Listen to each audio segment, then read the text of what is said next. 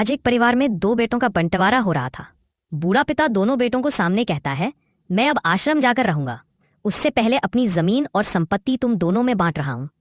पिता आगे कहता है, बड़े बेटे ये खेत और इसके सारे हक अब तुम्हारे हैं, और छोटे बेटे तुम्हारे हिस्से में है ये बकरी पालन क्षेत्र जिसमें 10 बकरियां हैं। यही अब तुम्हारा जीवन साधन बनेगा। पिता समझाता है, मैं कभी कभी तुम दोनों से मिलने आता रहूंगा, अब तुम दोनों अपना जीवन संभालो। इतना कहकर पिता अपने रास्ते चला जाता है। बड़ा बेटा खुशी से झूमता है, पिता के पीछे पीछे जाता है, मन ही मन जीत का अनुभव करता है। लेकिन छोटा बेटा, उसकी आंखों में जलन, चेहरे पर गुस्सा और दिल में बदला उबाल रहा था। उसे ये बात बहुत चुभी कि खेत बड़े भाई को मिल गए और उसे सिर्फ 10 बकरियां। गुस्से और लालच में भरा छोटा बेटा चुपचाप बकरी पालन क्षेत्र की दूसरी ओर निकल पड़ता है, जंगल की ओर। एक ऐसा रास्ता जहां से वो अब सिर्फ बदला लेकर लौटना चाहता था।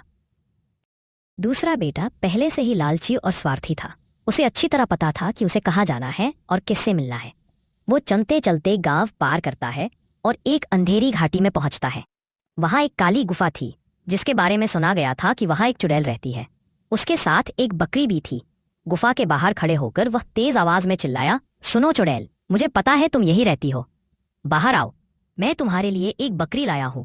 एक डरावनी चुड़ैल बिना वजह कोई कुछ नहीं देता। पहले अपना काम बताओ, वरना इस बकरी के साथ तुम्हें भी खा जाऊंगी। डर की जगह उस छोटे बेटे के चेहरे पर मकसद और लालच था। उसने साफ साफ सब कुछ बता दिया।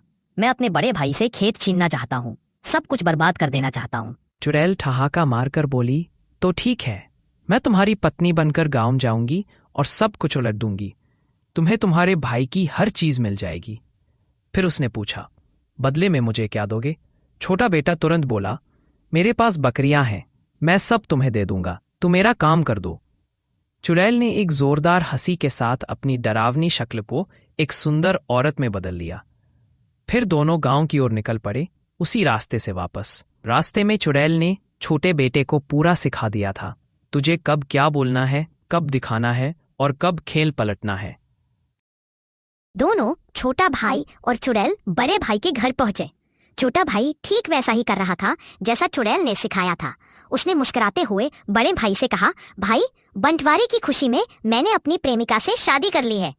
अब ये मेरी पत्नी आपके घर में आपके साथ घर का काम करेगी। फिर वह अपनी जेब से जादू वाले लड्डू निकालता है और दोनों को देता है। ये लड्डू खाओ भाई, भाभी, हमारी नई शुरुआत के लिए। दोनों, बड़ा भाई और उसकी पत्नी ने लड्डू खा लिए, लेकिन कुछ ही मिनटों में वे दोनों जमीन पर गिर पड़े। तब चुड़ैल बोली, जब तक ये दूसरा लड्डू नहीं खाएंगे तब तक ये ऐसे ही पड़े रहेंगे, सुन सकेंगे। छोटा भाई हंसते हुए बोला, ये लो तुम्हारी बकरियां और मुझे मिल गई जमीन।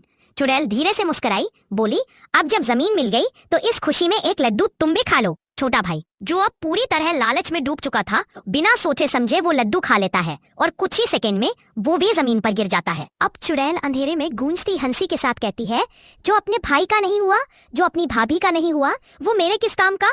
मैं जा रही हूँ तुम्हारी बकरियां लेकर और तुम्हारी सारी लालच यही सरती रहे।